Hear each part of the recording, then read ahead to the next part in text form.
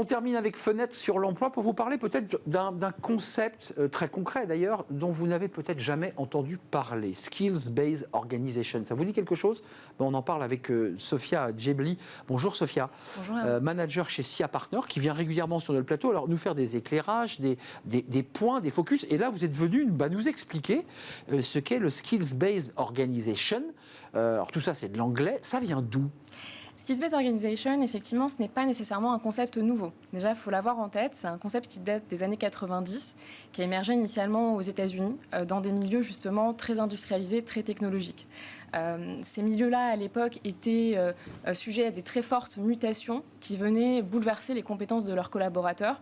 Et donc, ces entreprises, pour assurer leur pérennité et leur compétitivité, se sont orientées vers des démarches justement plus compétences pour pouvoir tout simplement survivre initialement. Sujet de compétences qui est au cœur des préoccupations aujourd'hui, puisqu'il y a des milliards d'euros investis dans les compétences, ça n'a pas si bien marché. Peut-être qu'ils auraient dû utiliser cette formule. C'est quoi l'idée? C'est créer de l'agilité, de la souplesse pour former finalement tout au long de la carrière le collaborateur. Est-ce que c'est comme ça l'idée? Alors, c'est exactement l'idée, mais ça va encore même plus loin. En fait, l'ASBO, donc Skills-Based Organization, souvent on entend parler ce terme sur les réseaux sociaux notamment, finalement c'est un modèle RH qui a pour ambition finalement uniquement de centrer l'ensemble des processus RH autour des compétences. En fait, on change totalement de prisme. On passe d'une logique orientée métier, emploi, poste, à une logique orientée compétences pure et dure. La compétence va en fait finalement devenir une unité de langage commune au cœur de l'ensemble des processus. Donc on ne parle pas justement uniquement que de la formation ou du développement, on va parler aussi du recrutement, ça va venir impacter l'évaluation de la performance annuelle, mais également tous les sujets autour de la rémunération. Juste une question, parce que ça m'évoque quand même la méthode Lean, que vous connaissez fort bien. La méthode Lean, normalement, elle intègre aussi les enjeux de QVCT, ce qu'elle ne fait pas souvent, ou pas assez en tout cas.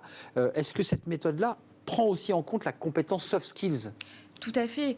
Effectivement, elle tient compte justement des compétences qu'on appelle transférables. Donc ce sont des compétences qui ne sont pas uniquement des compétences hard skills, mais des compétences qui vont même pouvoir être développées par un collaborateur au-delà de son environnement professionnel, même dans sa vie personnelle.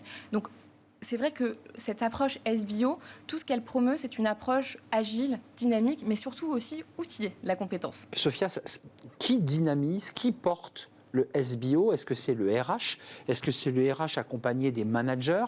Parce que ça veut dire qu'il faut avoir une autre posture, une autre manière d'aborder. On ne parle plus de métier, on parle de compétences, donc on est transverse.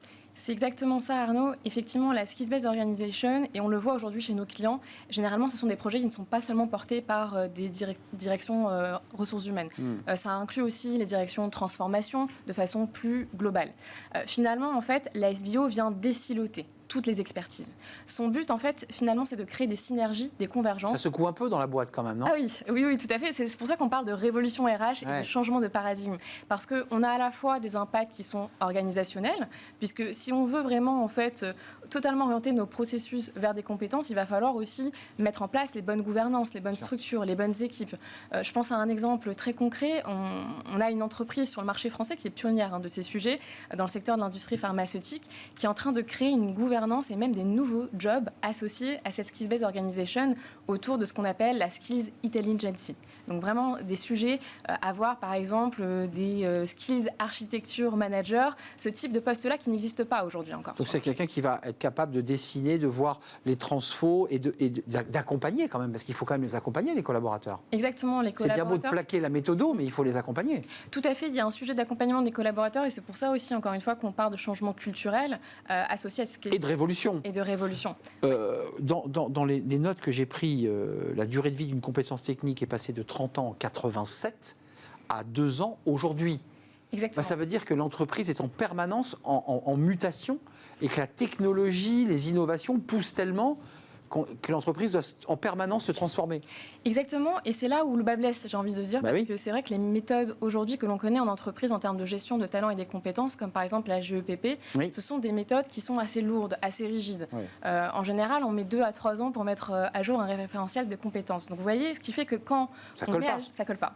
Notre référentiel est déjà obsolète. À peine on l'a finalisé et on l'a mis à jour. Donc en fait, le bon modèle, c'est de l'adapter pour chacune des entreprises.